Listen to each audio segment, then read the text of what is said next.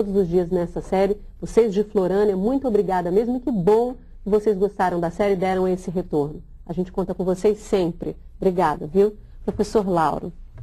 Professora Juracy e professores desse país, um problema muito sério que perpassou a história da educação brasileira é nós não lidarmos com as diferenças. É implantar uma uniformidade. Vejam, nenhum jardineiro espera que as rosas estejam todas iguais num determinado dia. Como é que nós podemos esperar que as crianças, os adolescentes, em sala de aula, estejam no mesmo nível de uma aprendizagem decidida por fora, que não é da construção das condições subjetivas dele para ser sujeito da sua vida. Então, a importância de nós prestarmos atenção à diferença e construir uma unidade a partir da diversidade e não impor uniformidade que mata as singularidades. Esse acho que é o grande segredo que a gente vai ter que trabalhar com muito rigor. E o conselho escolar é um espaço social das diferentes janelas, como a Regina já colocou. E não é fácil, não. Nós não vamos trabalhar na falsa harmonia. A maior harmonia é a paz imposta pela morte, que é a harmonia do cemitério, onde não há nenhum conflito. Agora, a gente falava, inclusive, no intervalo, né? Eu comentava com o senhor que eu tenho a sensação, eu estou aqui no programa há alguns anos, eu tenho a sensação, e essa sensação pode estar errada, de que a educação tem um certo receio do conflito, de opiniões divergentes, de pessoas que pensam diferentes, de pessoas que muitas vezes vão brigar pela sua posição. E essas opiniões divergentes dentro de uma escola, muitas vezes a escola tem esse, não quero isso, não quero conflito dentro da minha escola, o conflito não faz parte de um processo educativo. Então isso talvez impediria, e o senhor pode dizer se eu estou errado, impede que esse processo avance de uma certa forma? Não tem errado e certo, mas uma coisa parece fundamental. As palavras não significam a mesma coisa para todas as pessoas.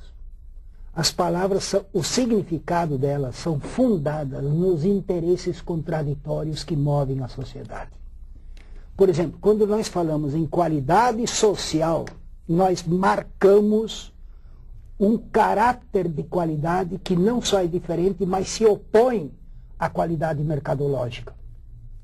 A qualidade querida pela voracidade devastadora do capital é antissocial e anti-humana, porque transforma as pessoas em recursos para serem usados para a acumulação do capital. E esses conflitos têm que ser trabalhados. Os desafios não podem ser empurrados para baixo do tapete, explodem na escola, criam aquele, como é que se chama, a radiofofoca de corredor, que envenena todo o ambiente de nosso trabalho. Os conflitos têm que vir para a mesa, sim, e os olhares diferentes, e a construção da unidade se faz na dureza, na luta, e não há pôr panos quentes ou passar a mão na cabecinha, não. Ou a gente trabalha os conflitos, enfrenta o desafio e constrói o futuro para superar as contradições da sociedade que estão dentro de cada um de nós, dentro da escola, dentro do ato pedagógico, ou nós continuaremos engordando do capital. Que tem uma face tão bonitinha, né? Ele não se mostra muitas vezes com a sua cara de mal, pelo né? contrário. Verdade. Sofistica a maquiagem. É.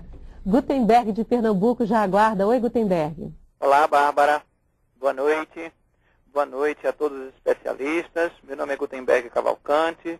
Falo do Teleposto, da Prefeitura do Recife, Secretaria de Educação, Esporte e Lazer, Diretoria de Tecnologia. Não. A pergunta é para a professora Márcia Ângela. Como vai, Márcia? Tudo bem? Eu estou aqui com uma situação da qual nos deparamos muito. Então, veja só, Márcia, como as ações governamentais têm apoiado no processo de construção de uma escola de maior qualidade, validando holisticamente o aluno. E os professores têm obtido a formação para tanto, já que a escola, agora encontramos, não mais atende às expectativas sociais no mundo da comunicação. Muito obrigado, uma boa noite a todos. Obrigada, Gutenberg. Você que tem participado também dessa série. Muito obrigada mesmo. A gente espera você amanhã no último programa, tá bom? Professora Márcia, fique totalmente à vontade. Boa noite, né, Gutenberg? Acho que essa sua pergunta, reflexão, ela diz um pouco do que se vive no país quando a gente pensa em termos da formação, né, dos educadores e como eles podem lidar com essa problemática que está presente nas escolas. É evidente que nós estamos atuando numa situação de escola que é o reflexo também da sociedade, né? A gente sabe disso. Enquanto aqui falava Regina e Lauro, e que faziam menção à questão das diferenças, de uma certa dificuldade de se lidar, e Bárbara também fala isso, de se lidar com o conflito, eu ficava pensando aqui de que, ora, essa nossa sociedade, ela tem essa marca autoritária, né? Faz parte da nossa cultura. Então, com isso, é difícil. Isso também vai aparecer na própria formação, quer dizer, a dificuldade que se tem, que se teve ao longo do tempo, de pensar de que vivemos numa sociedade que ela é perpassada por conflitos, de fato, de caráter histórico mesmo, e que a ideia de tudo ser harmônico, isso não se dá dessa forma, como também pensamos sempre a educação, pensamos sempre, algumas, ou uma grande maioria, pensa a educação muito na base do dever ser, do que deveria ser, do que é na realidade. Porque a prática social ela é invada de conflitos, ela tem contradições. Então, se isso não é levado em consideração, nós ficamos simplesmente atuando de uma forma que fica apenas no desejo, na nossa intenção, sem descer para enfrentar problemas reais. No ponto de vista da formação mesmo, sempre ficamos idealizando uma formação, mas essa formação ela vai depender de muitos fatores. Então, por exemplo, você tem às vezes determinados governos que imprimem uma marca para a formação dos docentes, que é uma marca muito mais voltada para uma visão produtivista do homem. Tem um outro tipo de governo que ele vai imprimir uma marca que é muito voltada para o desenvolvimento, para a emancipação humana, e aí o caráter formativo toma uma outra dimensão. Há governos que possibilitam que a formação continuada, ela dê visibilidade dessa formação continuada como um direito mesmo do profissional da educação a exercer, não é, essa formação. Enquanto que outros colocam como uma camisa de força. O que eu quero chamar a atenção é que nós estamos num terreno que é um terreno conflituoso porque diz respeito às políticas. Quer dizer, tanto as políticas educacionais mais amplas, como as políticas de formação, como as políticas curriculares. E algumas vezes até partidárias, né? Vão entrar também estão entrando nesse jogo.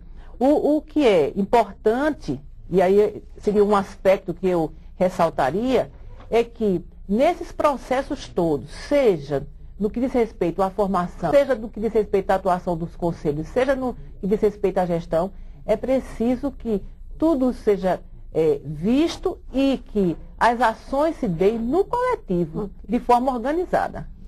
Eu tenho uma pergunta aqui da Alzirene de Souza, de Brejinho de Nazaré, em Tocantins. A Alzirene deixou essa pergunta lá no nosso site. Obrigada, viu, Alzirene, pela participação.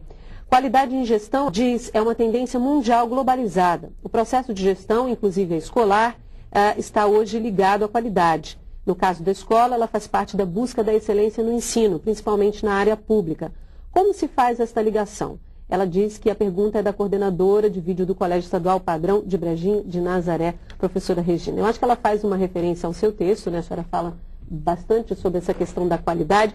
E aí, inclusive, sobre a influência desse conceito de qualidade total do capital, que é um conceito de grandes empresas multinacionais, e chega até a educação. Como é que a senhora vê essa influência e de que maneira dar um novo significado a essa influência da qualidade total, um conceito tão empresarial na educação?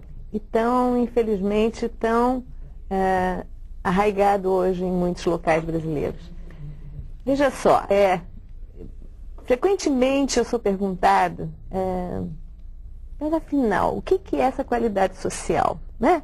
O que é isso que nós estamos falando? Nós estamos falando de uma qualidade, estamos adjetivando essa qualidade, né? Dizendo que essa qualidade não é qualquer qualidade, é uma qualidade social.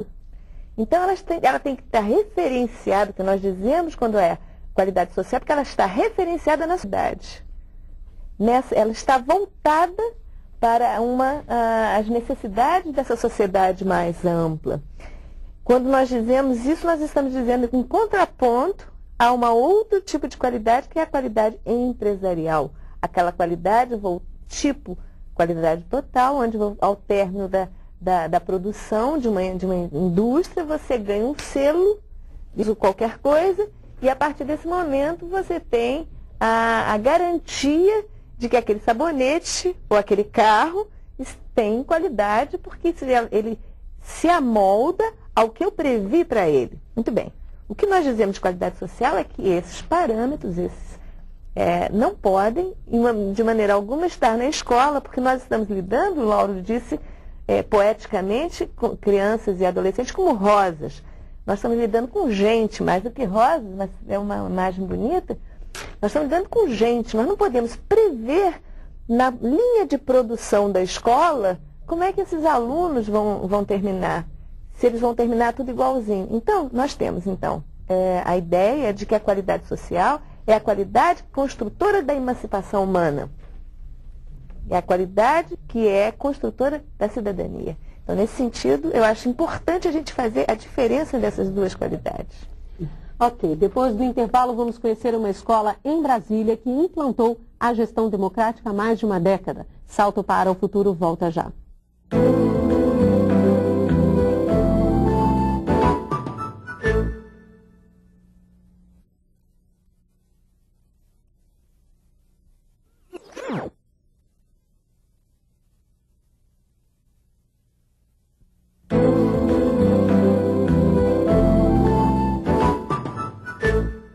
Na Escola Classe 304 Norte, em Brasília, o Conselho Escolar é um dos instrumentos que possibilitam uma gestão democrática.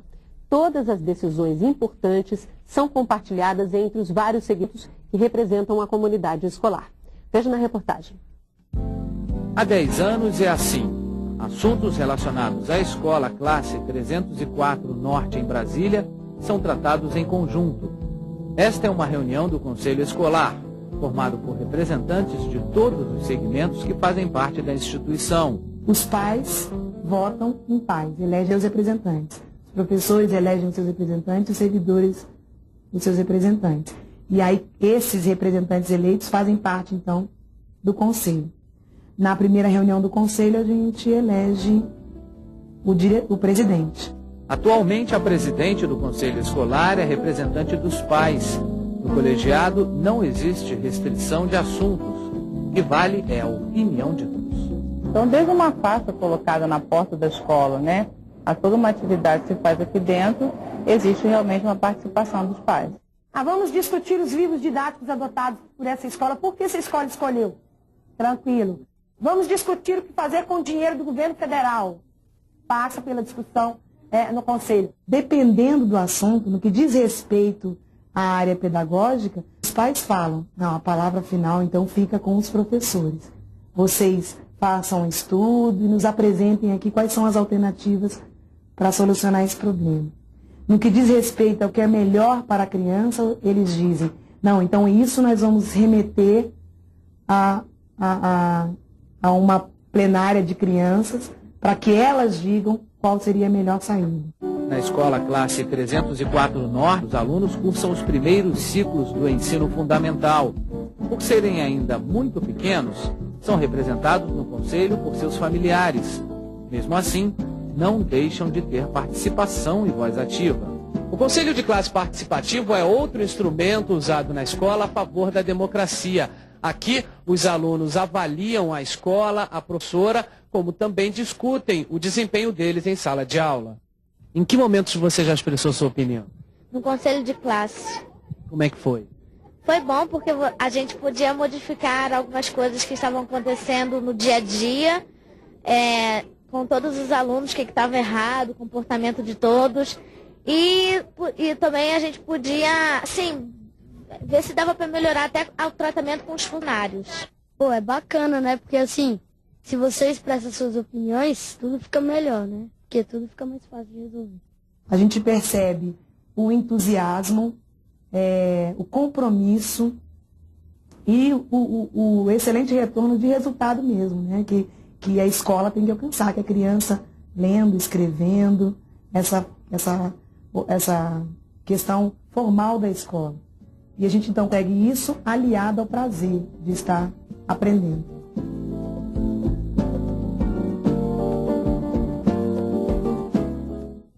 Eu queria aproveitar, professor Lauro, esse vídeo para fazer a pergunta da equipe da TV Escola de Anápolis, em Goiás. Eles dizem que o Conselho Escolar, como órgão consultivo, deliberativo e de mobilização mais importante do processo de gestão democrática, não deve figurar-se como instrumento de controle externo, mas como um parceiro de todas as atividades que se desenvolvem no interior da escola. Faz uma referência, então, ao texto que consta do boletim. Dizem também que o Conselho Escolar deve estar ligado também às práticas educativas, ao processo ensino-aprendizagem. Então, eles perguntam, querem saber se, na realidade, esses conselhos, o Conselho Escolar, se envolve de fato com o ensino-aprendizagem pelo país afora. Eu diria um movimento nesta direção. Há um movimento na direção de um assumir corresponsável. A escola é nossa. Não é do governo, nem do Estado, mas é nossa. Então, não tem controle de fora para dentro. É um assumir corresponsável. Não é uma parceria arranjada. É uma corresponsabilidade assumida. Portanto, gente, o Estado seria o quê? A educação é um bem público. Como bem público, a educação tem o Estado como quem seria o garantidor. Mas na história da educação brasileira, na história brasileira, nós temos tendências privatistas e patrimoniais que não são típicas ou características de um Estado guardião do bem público. E o governo é apenas a equipe de plantão para garantir esse bem público. Portanto, não existe o eu e o outro, o controle de fora e os obedientes ou então os reagentes de dentro. O que existe é um assumir corresponsável para a construção de uma educação significativa. Eu diria que pelo país afora, sim, existe um movimento teórico-prático nesta direção, apesar de todas as resistências. E vale ressaltar a resistência básica da estrutura da sociedade capitalista que é contra a formação de gente, porque só precisa das pessoas como recurso. Tá certo. James do Tocantins já aguarda. Oi, James. Oi, Bárbara, Mônica, Elaine, professores convidados e cursistas do Salto. Sou James Aguiar Araújo, orientador de aprendizagem do Teleposto do Colégio Estadual Adolfo Bezerra de Menezes, em Araguaína, Tocantins. Até que ponto a inexistência de autonomia por parte de membros dos conselhos escolares em relação a gestores que pregam a gestão democrática, mas praticam a gestão empresarial centralizadora, inviabiliza a efetivação de uma educação de qualidade socialmente referenciada? Gostaria de saber o que falta ser feito, além de qualificar esses gestores, para que os mesmos possam entender que a escola não é uma propriedade particular, e sim um bem público que precisa ser conduzido com a participação efetiva do Conselho de Classe, Grêmio Estudantil, Associação de Pais e Mestres e os diversos segmentos da sociedade. Boa noite, até a próxima. Obrigada, James. Até amanhã, viu? Professora Márcia. Ele faz uma pergunta extremamente importante, né? A questão da escola como bem público e não uma administração por parte de um diretor. Essa é uma questão frequente, essa é uma questão recorrente aqui no programa. A preocupação do James não é só no Tocantins, há em diversos lugares do Brasil. Como encaminhar essa discussão? Ele faz, de fato, uma pergunta, uma reflexão bem significativa, porque ele trata de uma questão, assim, digamos, chave, que é a da autonomia da escola. Primeiro, a gente tem que entender que a escola ela não tem uma autonomia absoluta, uma autonomia relativa, considerando que ela faz parte de uma rede, de um sistema de ensino. Então, isso aí é um dado. Agora, um outro aspecto que ele levanta é da não subordinação dos membros do conselho ao gestor. Esse aspecto que ele levanta é que isso é muito comum de ocorrer. É que, muitas vezes, o conselho escolar ele é constituído por diversos representantes, mas os representantes não são de fato, porque são escolhas muitas vezes, da direção da escola. É preciso combater essa ideia. É preciso que, de fato, cada segmento, e aqui já foi mencionado, tenha a sua legitimidade por ter também a sua representatividade. E, nesse sentido, todo o esforço é de colocar todas as questões no debate. Quer dizer, os problemas no debate. E também considerar de que não é a questão democrática apenas que é relevante para o conselho escolar, mas sim o substantivo, que é garantir as condições o conselho escolar enquanto um elemento que pode auxiliar a que a escola ela cumpra a sua função social. Essa que é a questão fundamental, porque também não pode se perder apenas na visão do exercício democrático. O exercício democrático para quê? É um exercício democrático, no caso, para garantir que a escola faça o que ela é o único espaço que vai fazê-lo. Ela não é um espaço que pode ser o espaço da comunicação via os diversos órgãos, não é o espaço da igreja. Ela tem a sua função precípua de garantir, de fato, essa construção do conhecimento. Então, é nesse sentido, há de se resguardar a possibilidade de que os representantes no conselho escolar sejam pessoas que representem os seus diversos segmentos. A Maria Olinda, do Mato Grosso, já aguarda a gente. Olá. Olá, boa noite. Professora Maria Olinda, do município de Poconé. Em nome de Maria Angélica, acadêmica do curso de Pedagogia da Universidade Federal de Viçosa, cumprimento a todos do programa. Essa semana nós estamos até participando bastante. Nós estamos em plena construção do nosso Plano Municipal de Educação. Então o programa veio a calhar com a gente e os textos são riquíssimos para a elaboração desse plano. Na educação de qualidade social, sabemos que o Conselho Escolar tem muitos poderes. Não seria viável um curso para capacitar os conselheiros eleitos pela comunidade escolar, porque sabemos que nesse conselho tem todos os segmentos, para eles poderem ter saber a real responsabilidade dentro desse conselho. Obrigado, boa noite. Obrigada, Maria Olinda. Você tem toda a razão, vocês participaram aí ativamente dessa semana, viu? A gente conta com você no último programa, que é amanhã. Obrigada mesmo. Professora Regina. Então, Maria Olinda, você coloca a questão fundamental, né? Quer dizer, como é que a gente pode, num Brasil continental como o nosso, discutir a questão do conselho escolar? Então, a primeira coisa que eu penso é que nós não temos e nem devemos procurar modelos, e nem devemos procurar manuais, porque manuais e modelos servem para os aparelhos eletroeletrônicos. O funcionamento de uma escola é a própria escola que vai encontrar seus caminhos, mas existe uma possibilidade, eu acho que concreta e real, que é um programa do Ministério da Educação, do qual fazemos parte também, que se chama Programa Nacional de Fortalecimento dos Conselhos Escolares. Esse programa, ele iniciou, a ideia era viabilizar um material instrucional para que os conselheiros pudessem discutir entre si e construírem a sua agenda de trabalho, a partir de algumas reflexões. Então, esse material é um material que eu julgo, desculpe a não vou entrar na falsa modéstia, porque, na verdade, é um material de muito boa qualidade, e que nós fizemos 8 encontros nacionais no Brasil. Você pode acessar a página do Ministério da Educação e baixar todo esse material. O professor Genuíno até mostrou aqui alguns exemplares desse material. A gente está na reta final do programa, professora Regina. Desculpa interrompê-la, mas aqui a gente já precisa das suas considerações finais do que debatemos hoje aqui, o que discutimos no programa de hoje. Deixar claro e deixar ratificar a minha posição de que eu compreendo e entendo a importância do conselho escolar na construção de uma escola de qualidade. Efetivamente, não é apenas o conselho escolar, mas o conselho escolar ele pode ser o fio condutor das discussões da própria escola. Acredito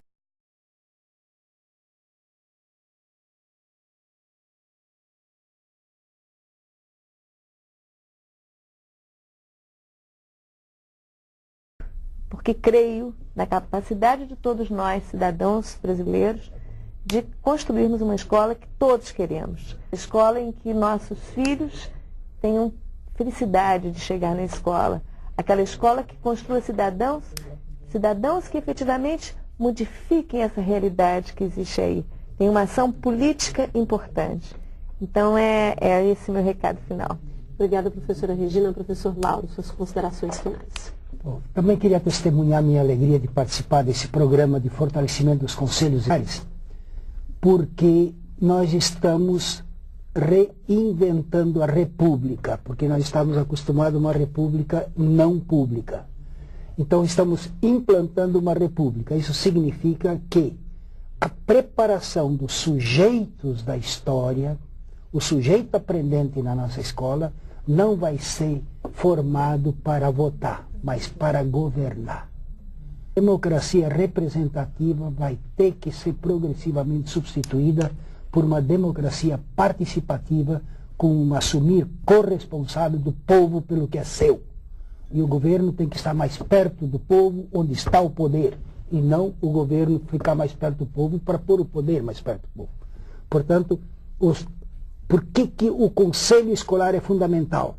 Porque é um assumir coletivo cidadão do controle público da coisa pública no lugar mais importante e privilegiado do mundo, onde se formam as pessoas. E por isso, nesse meu 50º ano já de envolvido na educação, eu gostaria de testemunhar a minha alegria de participar desse movimento teórico-prático de construção de uma educação significativa, agradecer a atenção e participação de vocês, agradecer aos meus parceiros de grupo de pesquisa, do NTE, que fazem junto à universidade com rede pública, fazendo avançar o conhecimento, formar as pessoas e, ao mesmo tempo, melhorar a gestão. Obrigada, professora Márcia Ângelo. Bom, então nas despedidas a gente também quer deixar o nosso recado, no sentido de que gestão democrática, então, não é algo muito fácil de fazer, de construir, né? É um aprender no cotidiano, então enfrentar os desafios, é de superar a retórica, é de se trabalhar no sentido de contribuir para a formação de homens éticos, de homens capazes de respeitar a sociedade e de se respeitar. Isso não é coisa fácil. O conselho escolar, ele pode ser um instrumento que favoreça essa ideia dessa formação. E, como eu reafirmando, porque na retórica as coisas são muito fáceis e muito bonitas. Agora, no cotidiano, o trabalho é duro, né? Mas todos que estão comprometidos com a seriedade do trabalho acadêmico, com a construção do conhecimento, que é fazer algo de positivo, investe na democracia.